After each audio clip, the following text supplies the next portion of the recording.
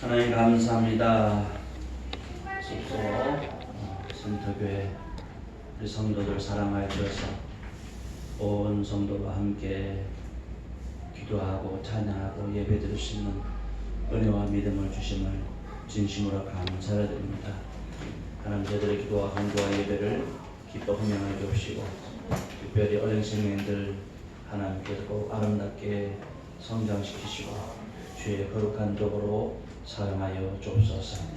함께 말씀을 대할 때 성령께서 우리 각 심령 가운데 임재해 주시고 성령께서 각 심령 가운데 깨닫게 하시는 은혜를 충만히 공급하여 주옵소서. 예수 그리스도의 이름으로 기도합니다. 아멘. 오늘 우리가 함께 나누게 될 말씀은 성경 중에서 가장 핵심이 되는 그런 말씀입니다. 결혼식장에서 가장 중요한 사람이 누굽니까? 신랑 신부. 신랑 신부 중에서 누가 더 그날은 좀 예쁘고 아름다우니까? 신부. 결혼식장에서 또 반지 교환을 하더라고요. 반지 교환을 하는데 이 반지에서 이런 가운데 아주 반짝반짝한 거. 네. 오늘 우리가 읽었던 갈라디아 2장 16절 말씀은 결혼식장에서 신부와 같은 아주 귀한 그런 말씀입니다. 반지에서 이런 다이아몬드와 같은 그런 정말 소중한 그런 말씀입니다. 그런 의미에서 갈라디아 2장 16절 큰 목소리로 한번 같이 읽어봅시다.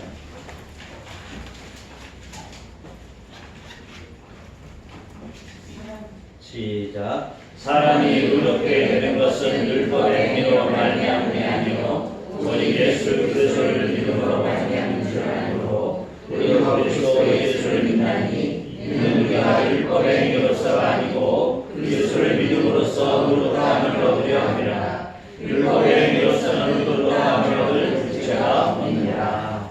아멘. 아까 우리 전사님께서 너무나 서론 부분을 잘 설명해 주셨어요. 베드로라는 사람이 나오고 바울이라는 사람이 나오죠. 베드로라는 사람은 이름이 세 개예요. 하나는 베드로, 하나는 게바, 또 하나는 시몬. 시몬이 세 이름. 시몬이라는 뜻은 잘 흔들리다 그런 의미를 가지고 있어요. 그 갈대라는 별명을 가지고 있는 사람이 바로 베드로.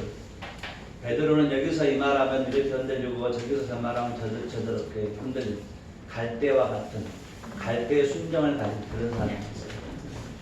그래서 예수님을 죽기까지 사랑한다 해놓고도 부인하고 달아났던 그런 갈대와 같은 시몬이었어요.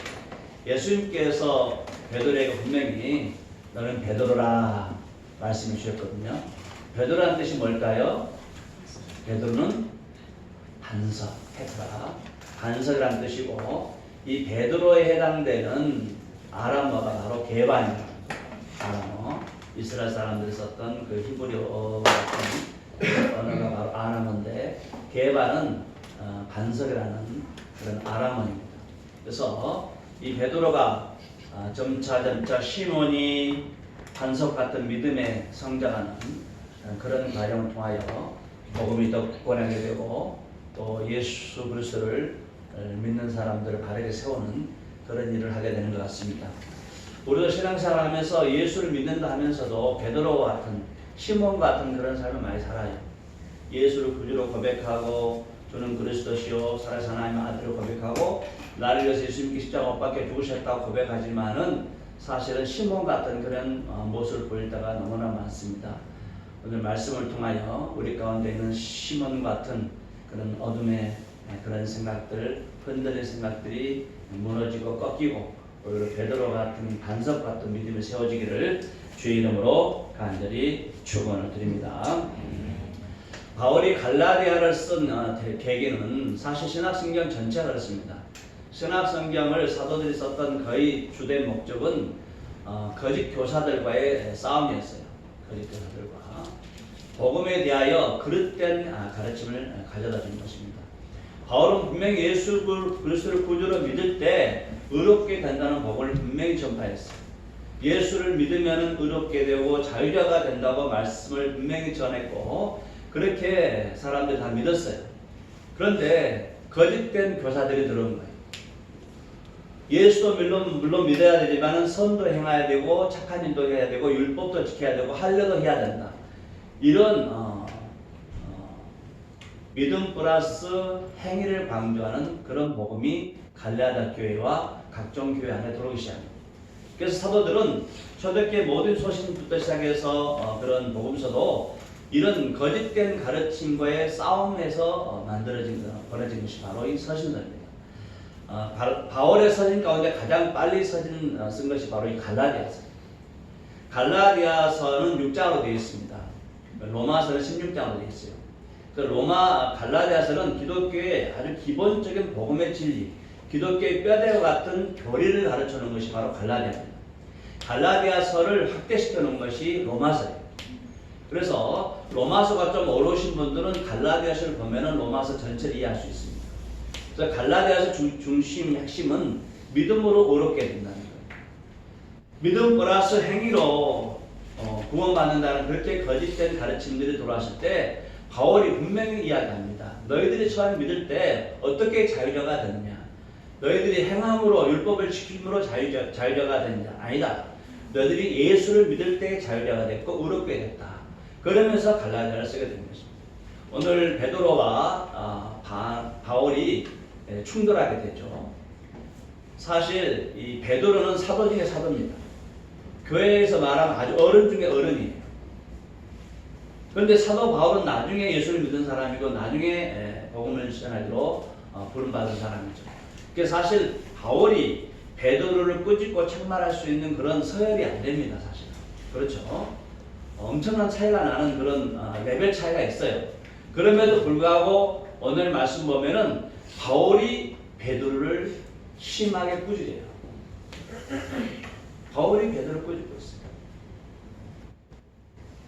아무리 영적으로 신앙적으로 먼저 예수를 믿었다 하더라도 복음에서 벗어나게 되면은 나중에 예수 믿는 사람들에 의해서 책망과 질책을 받을 수가 있다는 거죠.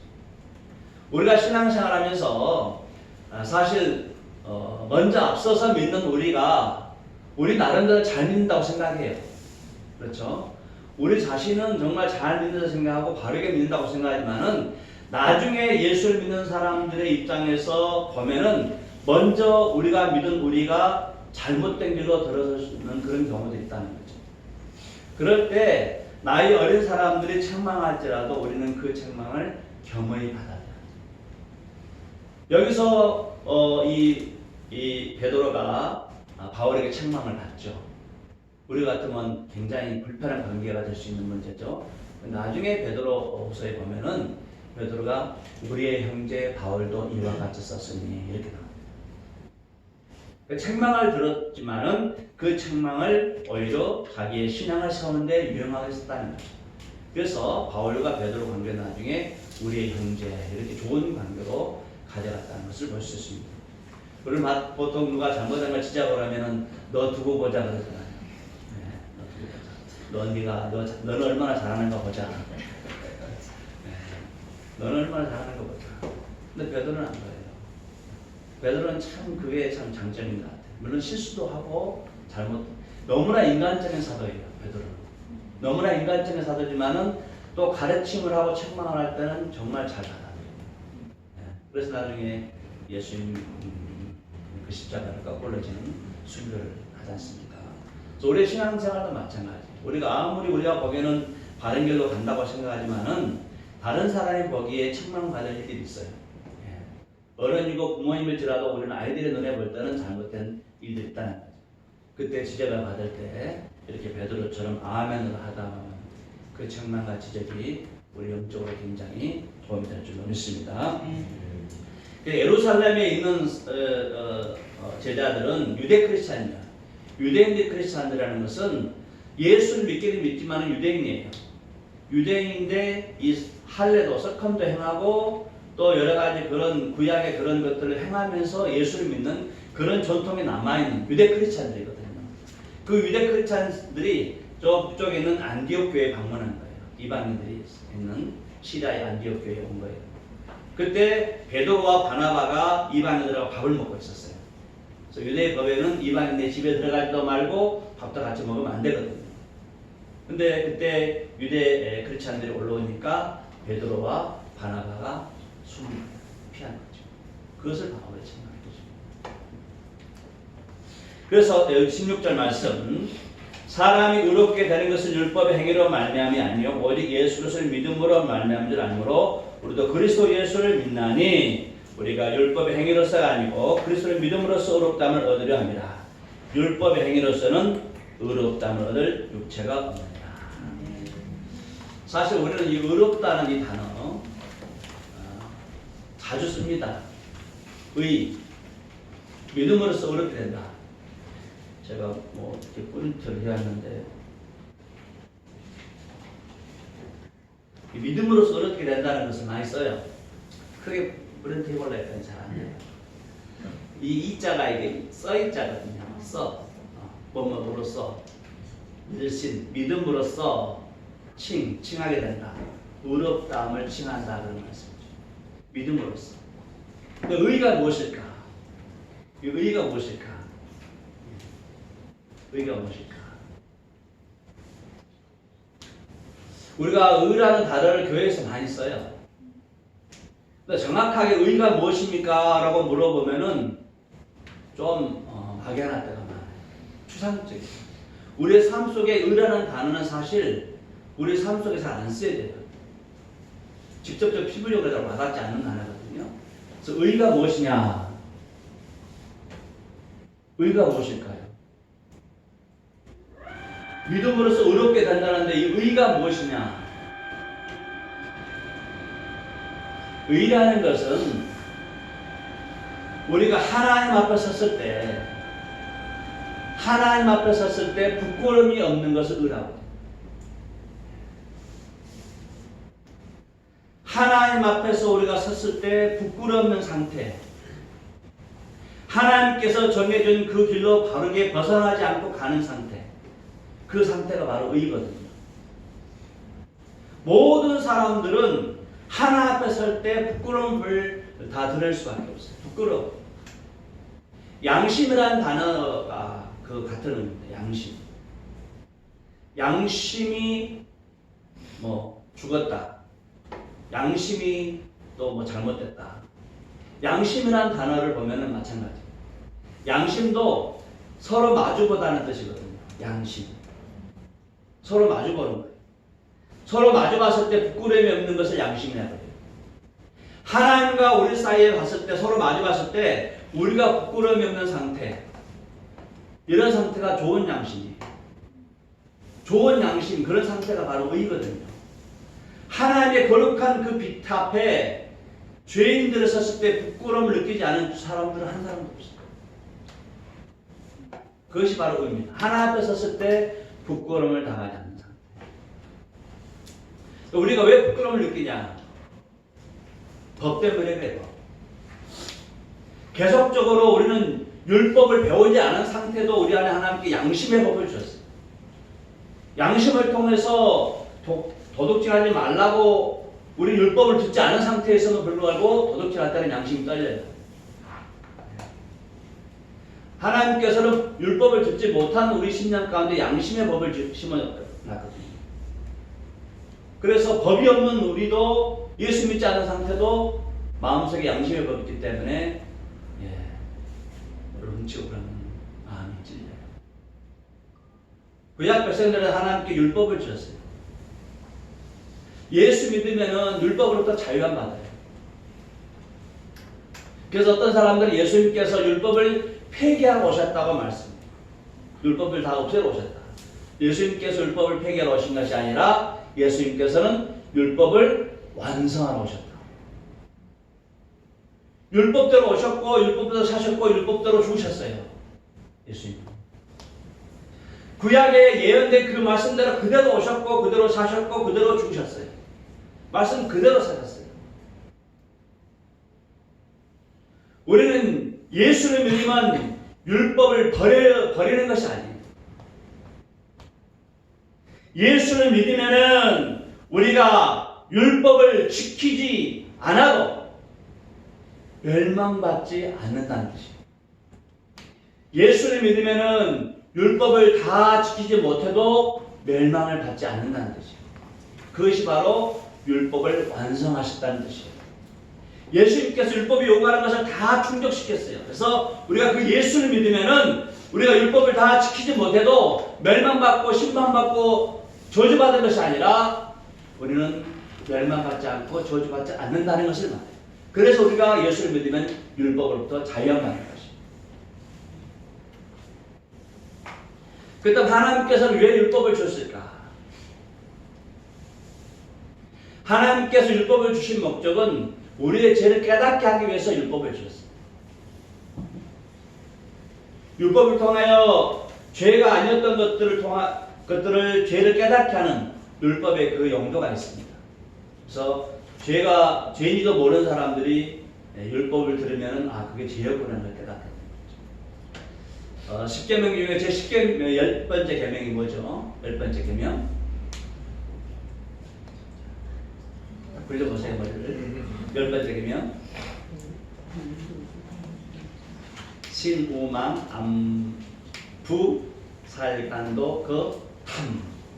내 이웃의 것을 탐내지 마라.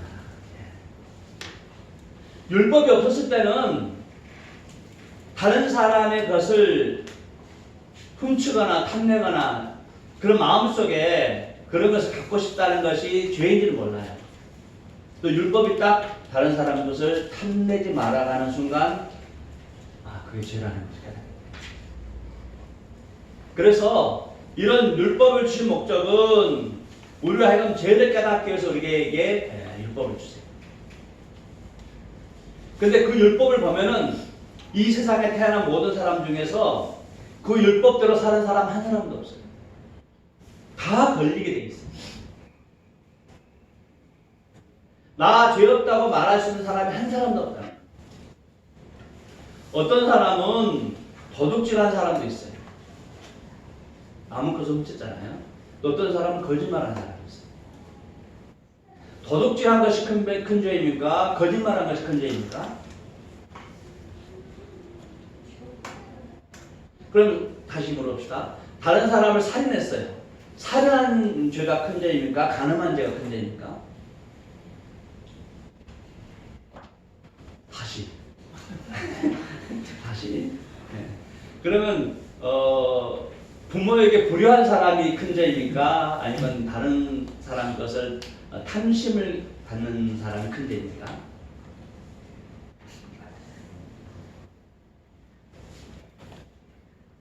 하나님께서 우리에게 말씀하고 있는 것은 큰 죄인가 작은 죄인가를 말씀하시는 것이 아니에요. 아무리 작은 죄라도 죄는 죄예요. 거짓말한 죄나 또 간음한 죄나 또 다른 사람의 것을 탐욕을 품자나 다 똑같이 죄예요. 그래서 한 사람도 의인이 없어요. 한 사람도 하나님 앞에서 나 죄 없다고 말할 수 있는 사람, 한 사람도 하나님 앞에 그 거룩하신 하나님 앞에 떳떳 설 수 있는 사람이 한 사람도 없다는 거예요. 로마서 같이 한번 보겠습니다. 로마서. 갈라져서 이거 딱 적어 놓으시고 이렇게 표시를 딱 해 놓으시고 로마서 3장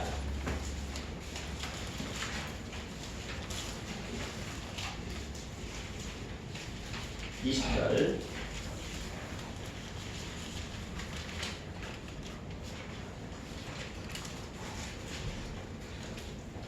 (3장 20절) 말씀 같이 한번 읽어볼까요? 243페이지 쪽에 로마서 3장 20절 시작. 그러므로 율법의 행위로 그의 앞에 의롭다 하심을 얻을 육체가 없나니 율법으로는 죄를 깨달으니라. 아멘. 율법의 행위로는 그 앞에 의롭다 할 사람이 한 사람도 없어요. 그래서 율법의 목적은 율법을 통하여 우리가 죄를 깨닫게 된다는 것입니다. 이어서 23절 같이 읽어봅시다. 23절 말씀 시작. 모든 사람이 죄를 범하였음에 하나님의 영광에 이르지 못하더니 그리스도 예수 안에는 성령으로 말미암아 하나님께로 값없이 의롭다고 얻은 자 되느니라. 모든 사람이 죄를 범하였음에, 여기 모든 사람이 죄를 범하였다는 것은 현재 완료형이에요. 현재 완료형. 아담부터 지금까지, 지금 서 있는 나까지 모든 사람이 죄를 짓고 있다는 거예요. 한 사람도 예외 없어. 모든 사람이 죄를 범하고 있다. 현재 완료형. 아담부터 지금 나까지. 그런데 하나님의 영광에 이르지 못하더니 이것은 현재예요. 현재 나까지 지은 죄가 있는데 이 지은 죄가 현재 하나님께 영광을 돌리지 못하고 있다. 모든 사람들은 다 죄를 짓고 있어요. 나까지. 지금 우리가 살아가고 있으면서 죄를 짓고 있어요. 근데 그 죄를 지은 것이 하나님께 현재 내가 영광을 돌리지 못하고 있다.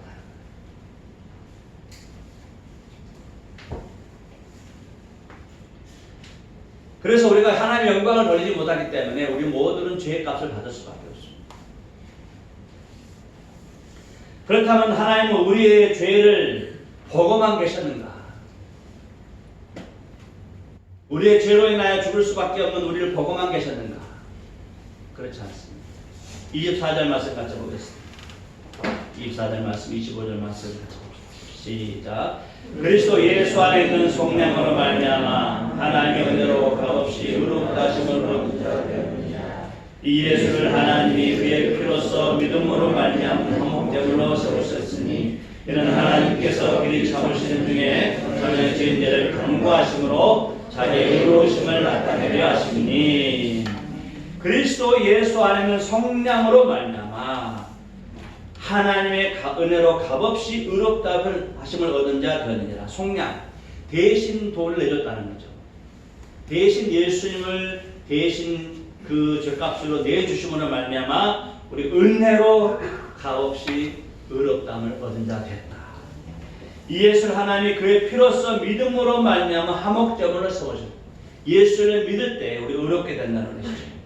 하나님께서 그리 참으신 중에 전에 지은 죄를 간구하심으로 자기의 의로우심을 나타내라 하시니 전에 지은 죄를 간구하셨다. 이 간구하다는 이 단어가 핵심입니다. 우리의 모든 지은 죄, 우리가 지었던 모든 죄, 앞으로 지은 모든 죄를 하나님께서는 간구하시는 거예요. 이 간구하는 것이 뭡니까? 분명히 죄가 있어요. 분명히 죄인 있어도 불구하고 죄 없다고 그냥 지나가는 거예요. 죄 없다고 못 본 척하고 지나가는 이걸 간구해야 돼요. 냄새가 썩은 냄새가 풀풀 나는데 분명히 그 사람 몸에서는 썩은 냄새가 나요. 그래 여기저기 막 더럽고 지저분해요. 그런데 하나님께서는 그 냄새도 맡지 못하고 보지도 못해요. 왜요? 예수의 피로습니다. 예수의 피를 믿는 사람들은 믿음으로써 화목제물을 삼으셨다는 거죠. 예수를 구주로 믿는 사람들은 하나님께서 그 피를 보시고 눈이 보시고 냄새도 못 맡아요. 그게 바로 간구예요.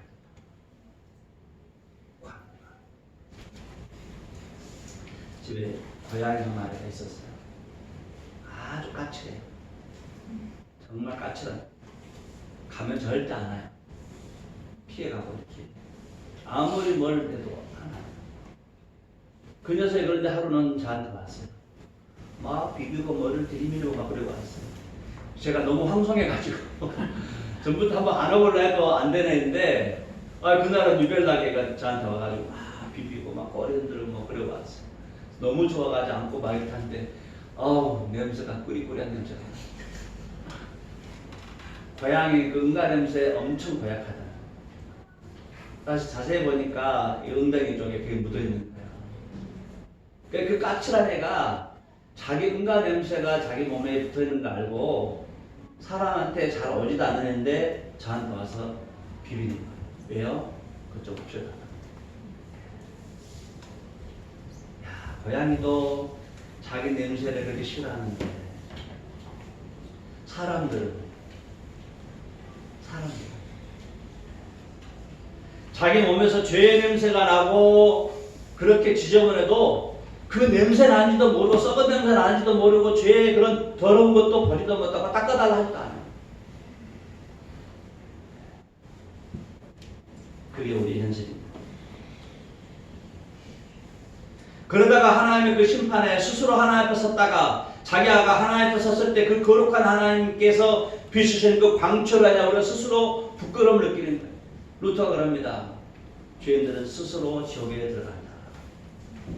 부끄러움을 어쩔 수 없어 스스로 지옥에 들어간다고 했어요. 하나님 앞에 심판대 서면 모든 사람이 벌거벗은 것처럼 다 벌거벗게 돼요. 하나님의 말씀은 좌우에 나선 어떤 검보다도 예리하다 했어요. 영과 혼과 관절과 골수를 찔러 쪼개까지. 그 다음에 뭐라 써있어요? 모든 만물이 하나님 앞에 다 벌거벗은 것처럼 드러난다. 말씀으로 속사람까지 다 찔러서 심판하세요. 벌거벗은 것처럼 드러나요.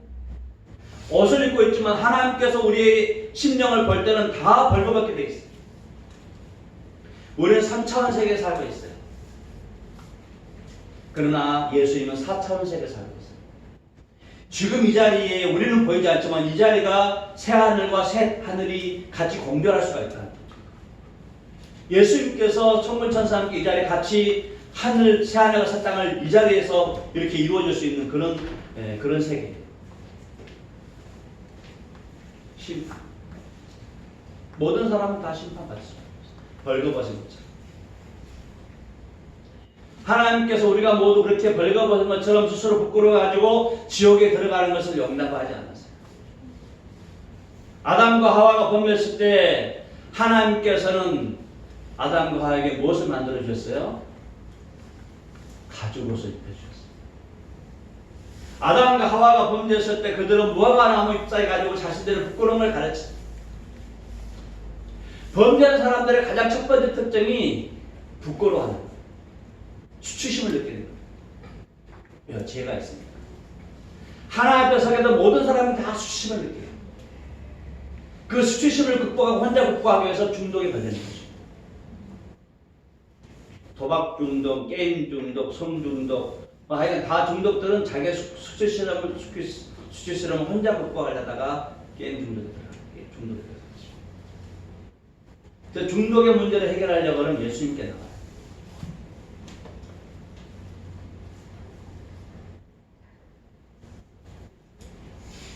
창세기 21장에 보면 여호와 하나님이 아담과 그의 아내를 위하여 가죽옷을 지어 입히십니다.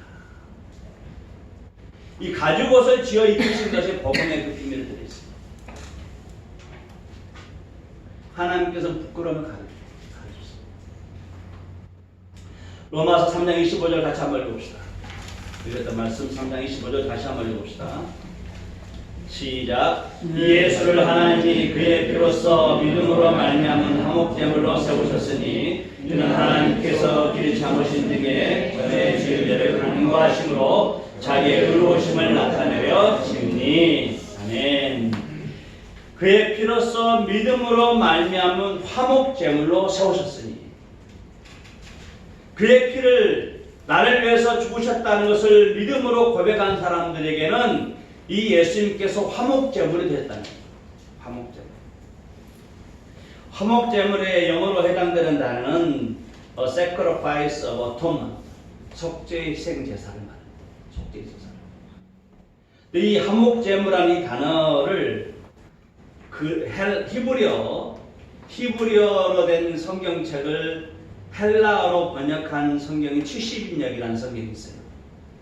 히브리어 된 성경책을 구약 성경을 헬라어로 번역을 했어요. 그 70인역이라고 하는데 이 성경책에서는 이 화목제물이라는 이 단어를 뭐라고 번역했냐면은 카플레트, 속죄소로 말하고 있어요. 속죄소.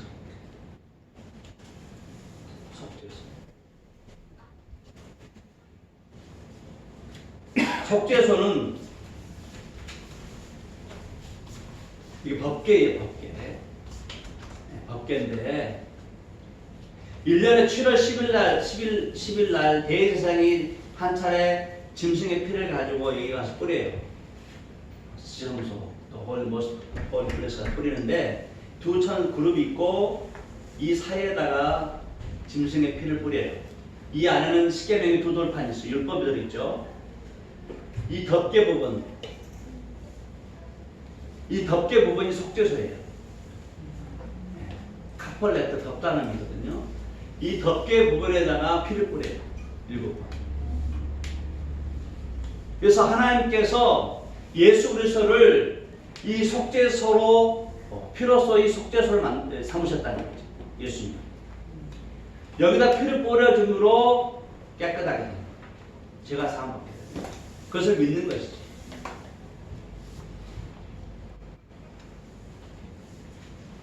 예수님께서 십자가 못 박혀 죽으신 사건은 속죄소의 사건입니다. 율법 이 안에 있는 십계명 두돌파는 율법의 대명사, 율법을 대표하는 것입니다. 율법은 우리의 죄를 계속 찔러요. 계속 고소합니다. 우리의 양심 속으로 잘못한 거, 범죄한 것을 계속적으로 고소를 해요. 내가 그러고도 하나님의 자녀냐? 내가 그러고도 예수를 믿는 사람이냐? 내가 그러고도 하나님의 사람에서 예수님을 사랑하고 하나님을 사랑한다고 말할 수 있느냐? 율법은 계속적으로 우리를 찔러요. 계속적으로. 하나 앞에 섰을 때도 율법은 우리를 고소해요. 그때 이 속죄소에 뿌려진 예수님의 피가 우리의 모든 죄를 다 덮어버려요. 할렐루야. 그래서 우리 하나님은 생각해보세요. 우리 주님께서 하나님께서 속죄소 피를 뿌릴 때 여기 임재하세요. 임재하세요. 그러면 이 뿌려진 피는 누구를 향하여 뿌려진 피예요? 하나님을 향하여 피를 뿌려요. 하나님이 피를 맞으십니다. 하나님께 피를 뿌려요. 아들의 피가 아버지께 뿌려지는 거예요. 그래서 아버지 하나님은 아들의 피를 자기가 받아요. 자기 사랑하는 아들을 죽이면서 우리를 하나님의 자녀 삼기 위해서 아들의 피를 자기가 대신 받아요. 그래서 눈이 멀고 눈을 못 맞아요. 그래서 우리 하나님 우리만 보면 기뻐서 어찌할 줄 몰라요. 하나님이 그 피를 통하여 아들의 피를 통하여 우리를 똑같이 하나님의 자녀로 삼으세요. 죄의 냄새도 못 맡고요. 우리 하는 모든 허물도 보지 못하고요. 명인이 됐어요. 사람의 눈먼자가 되십니다.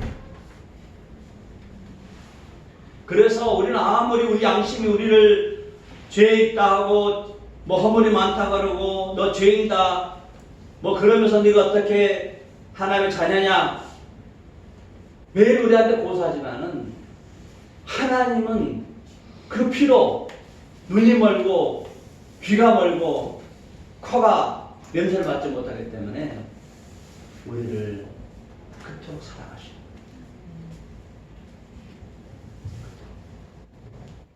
그래서 예수 아는 사람들은 결코 정죄함이 없어요. 오늘 본문 말씀 갈라디아 2장 19절 말씀 같이 보겠습니다. 아까 적어놓으신 대로 갈라디아 2장 19절 말씀 같이 읽읍시다. 시작. 내가 율법으로 말미암아 율법에 대하여 죽었나니 이는 하나님에 대하여 살려 함이라. 율법으로 말미암아 율법에 대하여 죽었어요. 우린 다 죽었잖아요. 예수 안에.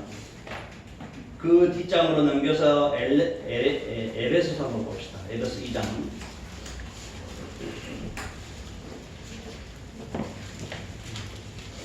에베소 2장 5절 6절 5절 6절 같이 읽으시죠. 시작. 허물로 죽은 우리를 그리스도와 함께 살리셨고 너희는 은혜로 구원을 받은 것이라. 또 함께 일으키사 그리스도 예수 안에서 함께 하늘에 앉히시니. 허물로 죽은 우리를 그리스도와 함께 살리셨고 너희는 은혜로 구원을 받은 것이라. 그리고 함께 일으켰다는 거죠. 우리는 이미 예수가 죽을 때 함께 죽었어요.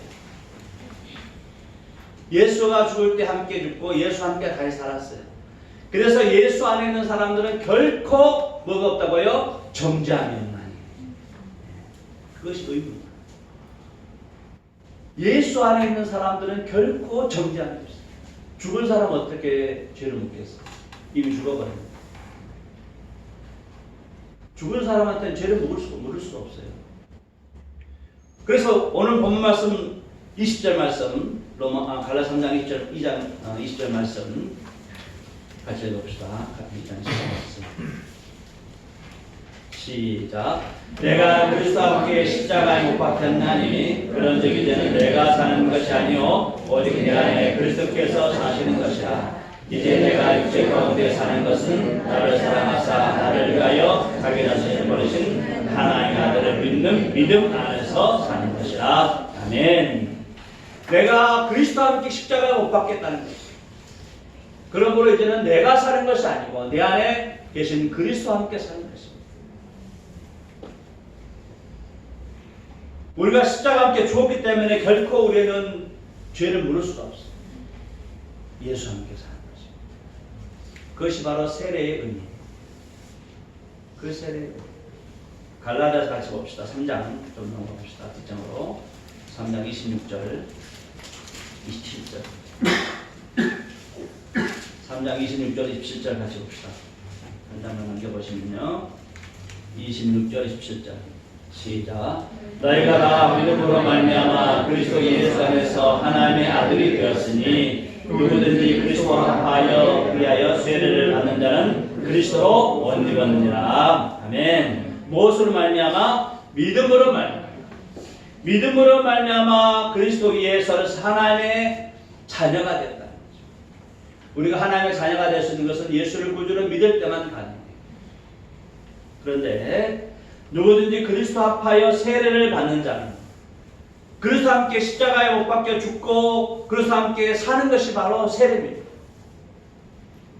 우리가 그리스도와 함께 죽고 함께 하늘로 앉히셨으니 과거형이에요. 에베소서 말씀 과거형. 우리는 여기서 살고 있지만은 우리가 예수를 믿을 때는 우리의 영적인 신분은 이미 하늘 보좌에 앉아있는 신분이라는 것이죠. 그리스도와 함께 십자가에 못 박혀 죽고 그리스도와 함께 사는 세례를 받는 자는 뭘 옷 입었다고요? 그리스도로 옷 입었느니라. 그래서 우리는 모두 그리스도를 입고 있기 때문에 결코 정죄함이 없어요. 온전하시고 완전하신 하나님이신 예수 그리스도의 옷을 입고 있기 때문에 아무도 우리를 정죄할 수가 없어요. 사망이나 죽음이나 어떤 권세, 천사나 그 어떤 것도 우리를 정죄할 수가 없어요. 예수님께서 다 막아주시고 아무리 그 날카로운 율법도 우리를 정죄할 수 없어요. 예수로 완전히 먹기 때문에.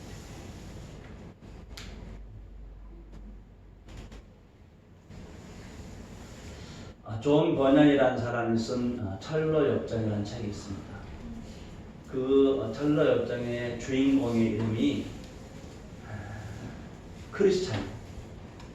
주인공의 이름이 크리스찬. 근데 이 크리스찬이 예수를 믿기 전에 이름, 이 크리스찬을 이름을 갖기 전에 옛날 이름이 있어요. 그 옛날 이름이 gracelessness, 은혜 없습니다. 은혜가 없습니다. 은혜가 없는 사람이 예수를 구주로 믿게 돼서 크리스찬이 됩니다. 우리가 예수 그리스도를 믿으면 그리스도로 옷을 입게 돼요. 은혜를 받은 사람이 되고 하나님의 자녀가 되고 의로운 사람이 되는 것입니다. 이것은 세상 누가 뭐라 해도 변치 않는 사실입니다. 아무리 우리가 죽을 죄를 져도 이것은 변치 않는 거예요. 물론 세상 죄를 범하면 형벌을 받게 되겠죠. 그러나 우리 영적인 신분은 결코 변하지 않아요. 교통법규 어기면 벌금은 내겠죠. 그러나 우리가 하나님의 자녀라는 것은 결코 변하지 않아요. 교회 가다 보니까 기쁜 소식무가 많더라고. 기쁜 소식 무슨 교회? 기쁜 소식 뭔 교회? 거기서 주장하는 것은 뭐예요? 구원받았으니 막 살지 않는 거예요. 근데 우리는 뭐예요? 구원받고 하나님의 자녀가 되었으니 더 깨끗하게 살자. 그리스도를 닮는 삶을 살아보자. 비록 그렇게 살지 못할지언정, 다 완벽하게 살지 못할지언정 하다가 넘어질지언정 다시 일어나서 예수님처럼 살아보자. 어떤 분은 헌금 낼 때마다 마음이 그냥 마음이 찢는 분도 있어요. 성경을 매일 읽어야 될 사람들이 성경 안 읽는 것 때문에 마음이 찔린 분도 있어요. 금식 며칠 한다 해놓고 어기서 가지고 마음이 찔리신 분도 있어요. 자녀가 하나님께 드리기로 했는데 자녀가 하나님께 가로를 안 써가지고 세상길로 가는 그런 부모들은 또 마음이 찔려요. 너무 스스로 책망하지 마시고 그런 것은 우리 신분이 영적인 신분이 변화되지 않아요. 바뀌지 않습니다. 따라서 말하겠습니다. 오직 의인은 믿음으로 말미암아 살리라. 아멘. 기도하시겠습니다. 하나님 아버지, 우리가 예수를 믿는다 하지만은 우리의 양심에 늘 꺼리낌이 있을 때가 많이 있습니다. 그러나 우리 주님께서 십자가 못 박혀 죽으시고 피를 흘리실 때 그 피가 모든 죄와 허물들 다 가려주신 줄로 믿습니다. 예수로 옷을 입은 줄로 믿습니다. 담대하게 떳떳하게 살게 도와주시고 설령 우리가 죄를 짓고 범죄할지라도 다시 일어나 주 앞에 매달 수 있는 은혜와 믿음들을 허락하여 주옵소서. 예수 그리스도 이름으로 기도합니다. 아멘.